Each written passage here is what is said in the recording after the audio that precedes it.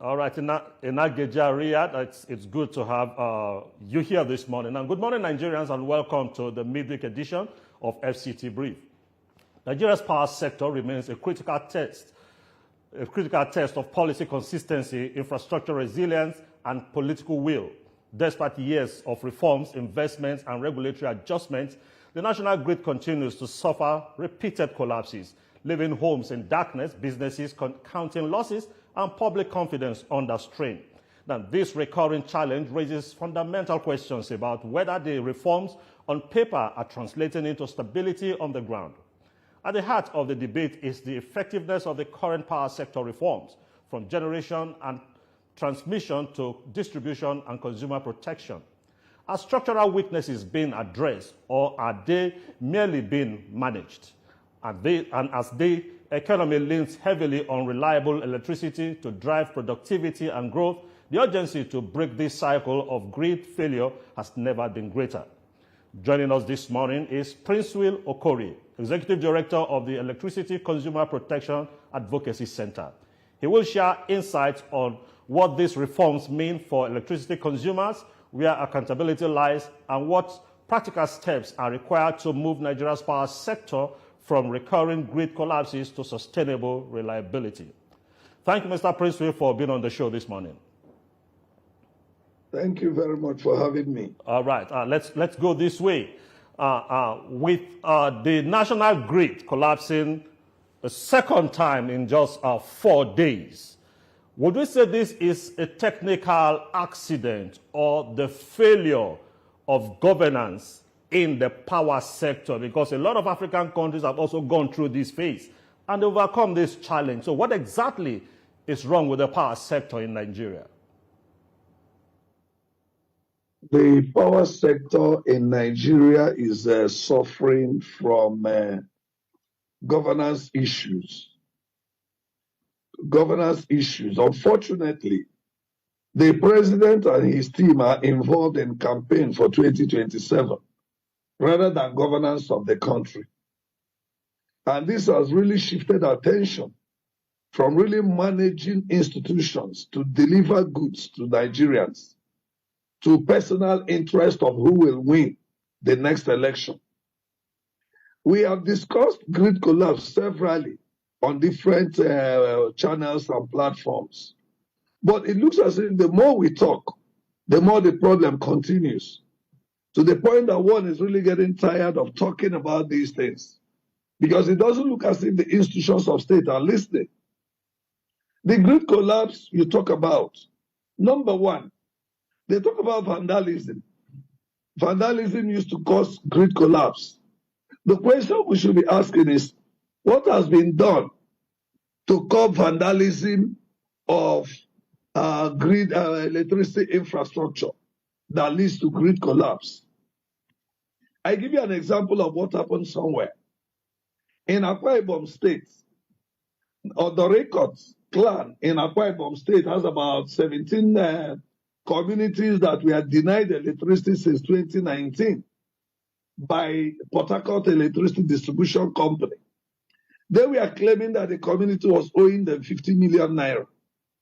When the community rose up and approached us, and we took the matter to the House of Representatives Committee on Public Petitions, when they got into the matter, it was discovered that the transmission line from Okorie down to the Recurrent has been vandalized years back. Several facilities on that line have been vandalized. That brings to question the monitoring of the transmission lines. Unfortunately, we hear the transmission company of Nigeria always talking about money, building transformer, doing this, doing that. But monitoring of the lines to ensure that the lines deliver the purpose of which they are put in is a problem. When you talk about it, they will tell you Nigeria Security and Civil Defense Corps has that responsibility. But how many Civil Defense Corps members monitor the lines? Now, what happened in Odo Recurrent was that when they discovered that the lines were being vandalized, they approached the Okorie Local Government Council. And the Okorie Local Government Council deployed some youths, mobilized some youths, and was paying them to monitor the lines. Within a space of 1 or 2 weeks, the vandals were caught and are being prosecuted as we speak. The line is stable now. Electricity has gone to other record communities. That gives you a practical example of the fact that the lines are not being monitored, and then that the institutions and organizations that should collaborate to make the transmission lines safe are not doing that. When you talk about it, the civil defense will tell you it is their responsibility. The government institutions, the public servants and institutions of state will always claim this is their mandate, this is their mandate. But delivering on the mandate is another kettle of fish. All right. We had written the Nigerian Electricity Regulatory Commission, drawing their attention to the experience of other record in Akwa Ibom as one case study that can be used to address vandalism of electricity infrastructure. All right, Mr. Princewill. Do you know 2 letters Mr. written to the commission? Mr. Princewill. Yes. Yeah, I quite agree with you with that example you have just given, where there's an engagement with the community and they actually monitor, supervise those transmission lines. Because also in Lagos, there was a governor in Lagos also who had something similar to that. I think Governor Fashola, where he placed a lot of street lights, and because of the frequent vandalism of those street lights, what he did was that he engaged community heads and gave them the responsibility of monitoring, and government was paying them, and none of those generating sets were carted away. So I quite agree with you that there must be a collaboration. But let's look at it this other way. Apart from this vandalism we talk about of these lines, what role can the distribution the discos play in ensuring that do we need to invest more? I was just giving you vandalism as one. Okay. The second one is where you're coming to now. Okay. The distribution companies and what will be done. Yeah. You see, except consumer protection issues in the power sector is taken serious, nothing positive will happen. Rather, what we see in the sector is extortion and exploitation of the consumers, supported by the current administration, by the introduction of Band A, Band B, Band C, that is not realistic. Highly extorting consumers, exploiting them, and deceiving the people. Let me tell you, there is third-party investment policy. The third-party investment policy entails that when a third party invests in transformer, pole, and wire, they will be refunded through energy credits. It is very surprising that the Nigerian Electricity Regulatory Commission does not carry out any enlightenment on third-party investment policy. The distribution companies are not carrying out any enlightenment on it. The aim is to extort the consumers so that the consumers that invest in buying transformer, pole, and wire will not be refunded their money. The distribution company takes over this infrastructure, which is the investment of the consumers, uses them to make money. The worst is that even when this infrastructure gets bad, the distribution company says they have no money to repair them. Meanwhile, NEC is approving OPEX, operational expenditure, for them. NEC is approving capital expenditure for them. How is the operational expenditure used? How is the capital expenditure used? Now you see a situation where the consumers, out of frustration to want to buy transformer, they may buy refurbished transformers. They may buy transformers that are not good enough. The quality is of substandard. And because the discos don't have the moral rights to genuinely supervise and monitor this infrastructure, they look away. And when these things are installed, they blow up. And when they get blown up, it affects the grid.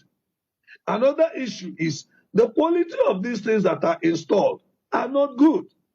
So if third-party investment policy will be implemented and monitored, enforced, and then people made to the distribution companies made to comply, this may be reduced. All right. But it cannot be done. Okay. Because the regulator is supporting the distribution companies to cheat and extort the consumers. Okay. Then the consumers on their own lack the will to join in protecting these facilities. All right. Because they feel cheated. All right, Mr. Princewill. They feel cheated. Okay, let's look at it. Let's look at it this way. The government has the section 17 of the Constitution is social objectives of state policy. It deals with justice, freedom, and equity. Now tell me, where is justice?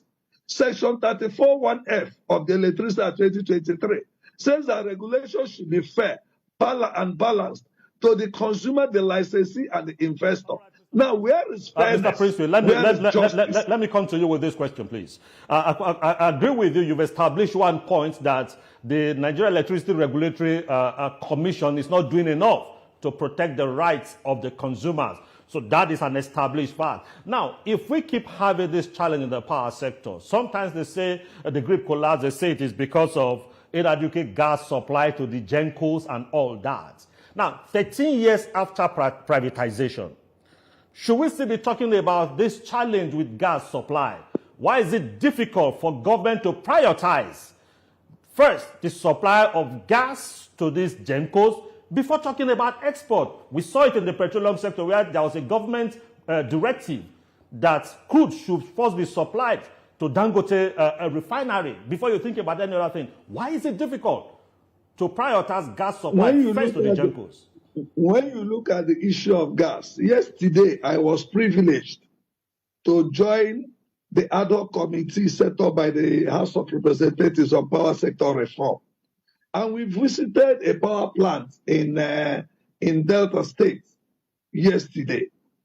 And what they told us, the generation company, they looked at their generation level and said that gas was becoming a problem. I asked them why. They said the pumping, that is not pumping properly. And because it's not pumping properly, they cannot really deliver what they should deliver. I asked them why. Now, the quality of equipment used to install for that gas transmission is another issue. Now, even when they have the gas and they generate, the distribution companies first to offtake those power generated. And when they fail to offtake them, sometimes there'll be a surge.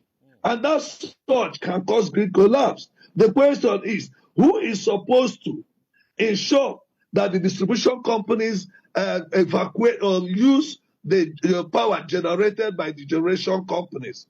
Whose responsibility is it? So if you look at the whole thing, there is no proper regulation. There is no proper monitoring. There is no proper enforcement in the sector. And then the funny thing is, everybody keeps talking. If you hear the minister now, it's all about money, money, money, money. The money, they are importing meter. There are local producers of meter. Why are they importing meter still? There are local manufacturers.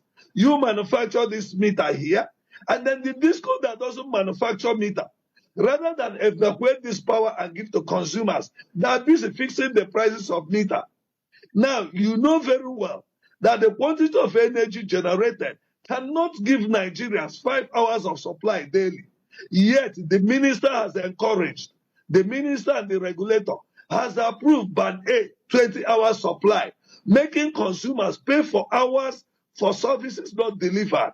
So the level of injustice in this country in the power sector can never bring peace to the sector.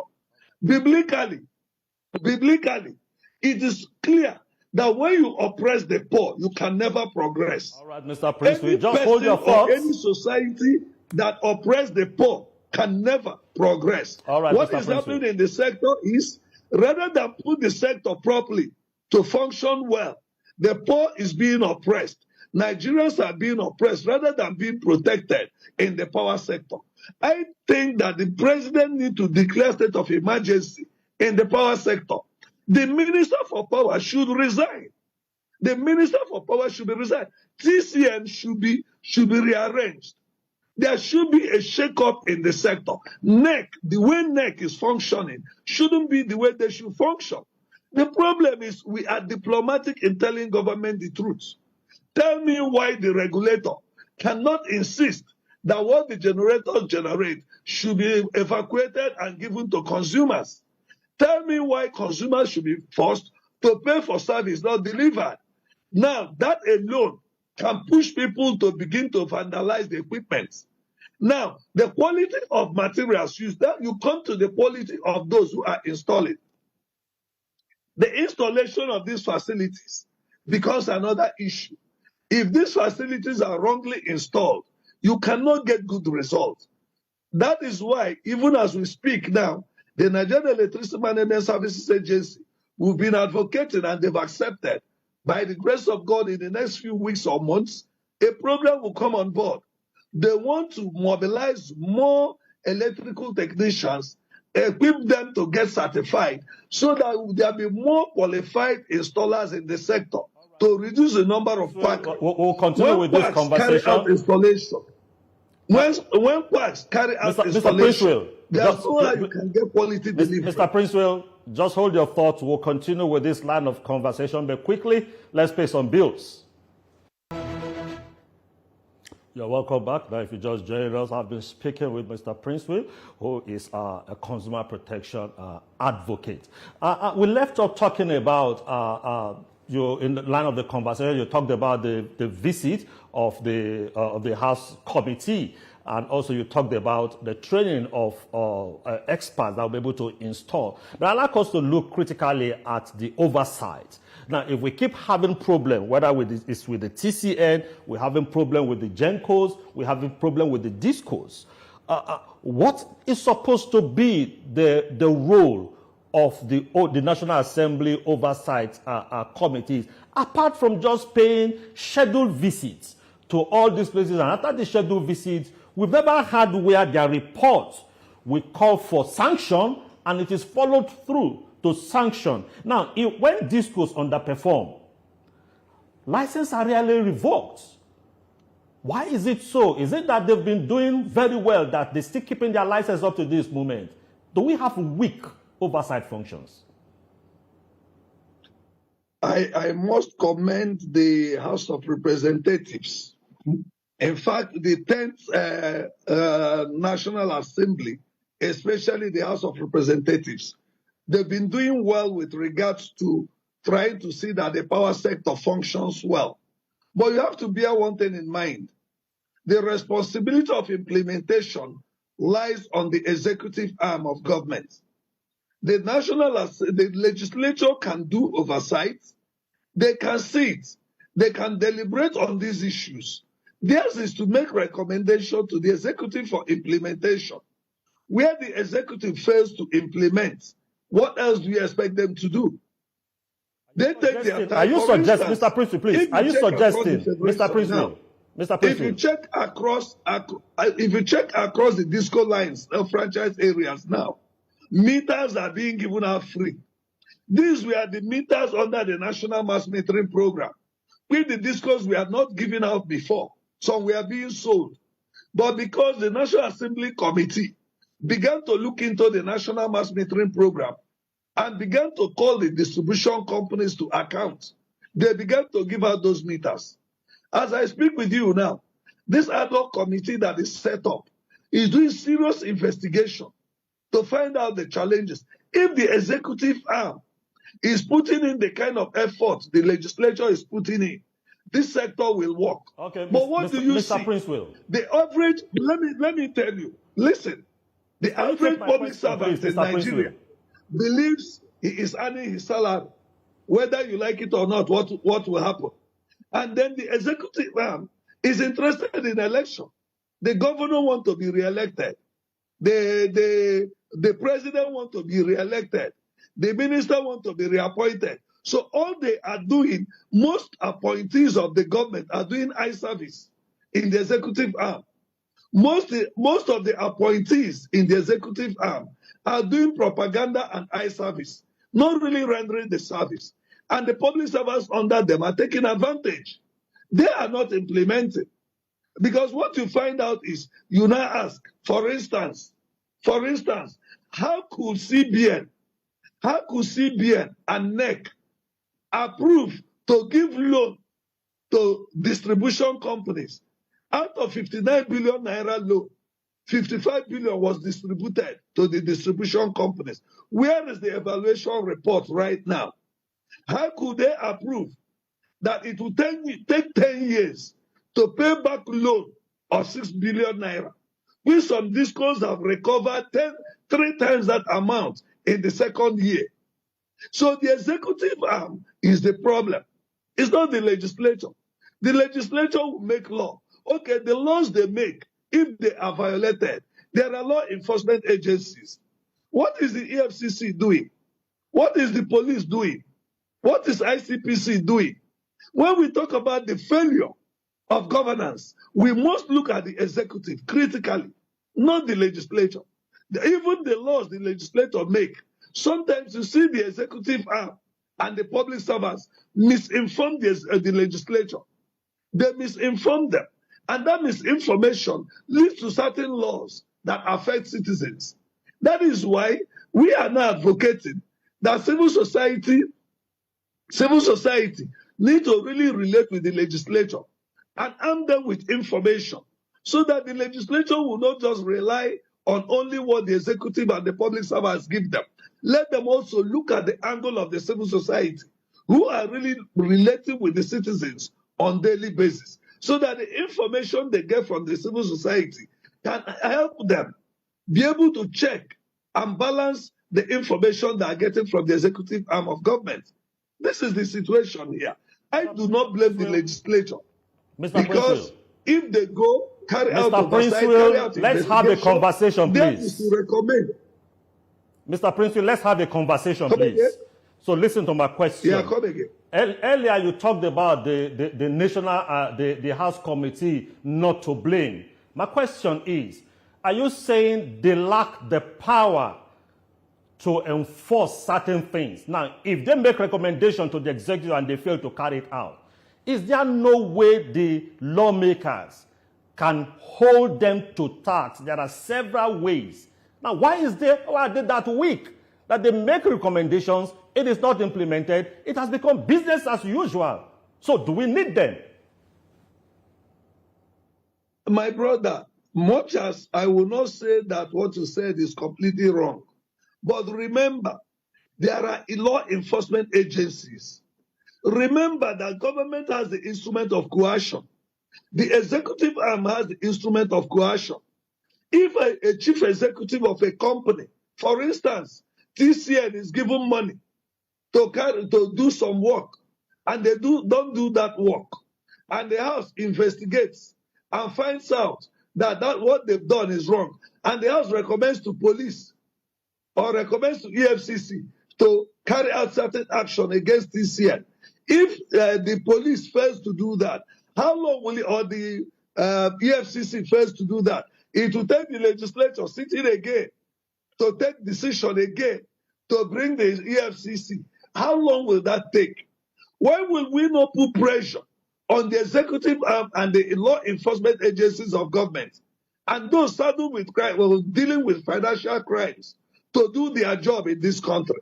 Why will we not put pressure on the regulator to do what should be done? Why would the regulator be looking away? For instance, when they increased this tariff, band A, band B, I recall that the legislature held a public hearing on it, and they recommended that shouldn't be. But the executive went on to do it. So what do we do? By the time the citizens troop out, the executive will send police after them. If you protest today, it is the executive that send police after you. They'll send security agencies after you. So what will you do? All right. They are representing the people. All right, let's move on. And they speak on behalf of the people. And tell the executive, look, this is what is required. Let's move on. Now, it's good that we're talking about the call for a state of emergency. Now, for a state of emergency, every stakeholder, whether you are the executive, the legislature, and even the people, have a role to play. Now, when you talk about Gencos will blame gas shortage, and gas producers will blame unpaid debts. At what point are we going to get out of this web?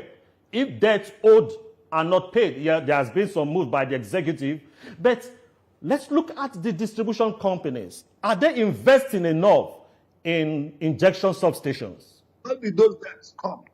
How did those debts come? How did those debts come? Okay, the discos do not pay what they are supposed to pay. The discos tell you consumers are owing them. Go today. But honestly, there is Consumer Protection Council, a commission in this country. What are they doing?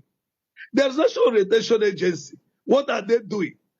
Is the National Orientation Agency not supposed to get feedback? Shouldn't they be the ones to promote government policy? As you're talking of this grid collapse, what step has Orientation Agency taken? What step has Consumer Protection Commission taken to ensure that these things do not end up in abusing the rights of consumers? Nothing is done. Now, the debt you're talking about, are you aware? What is the consumer enumeration in this country?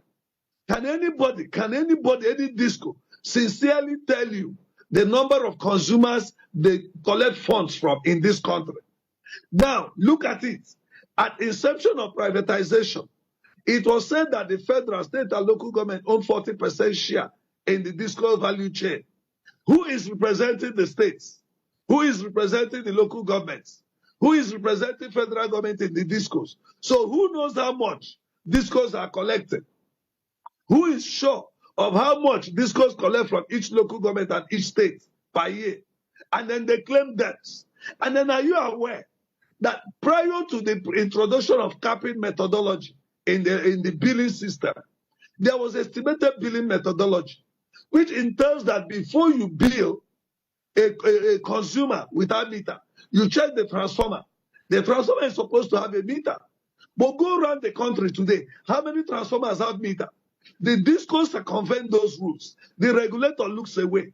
So how can you be giving consumers bill without quantifying the quantity of energy they consumed? And when they don't pay you, you run to government and say there is liquidity problem. Now you need to look at how many interventions has federal government gone into since privatization. Mr. Princewill, they've given so much load. Time is no longer on our side. Thank you so much, Princewill Okorie, Executive Director of the Electricity Consumer Protection Advocacy Center. It's been wonderful having this conversation with you. Thank you very much. All right, and I'll hand you back to Lagos, where my colleagues are standing by to continue with this program. Do stay with us. Thank you so much, Ashomama. That was a fantastic conversation from the FCT. Thank you.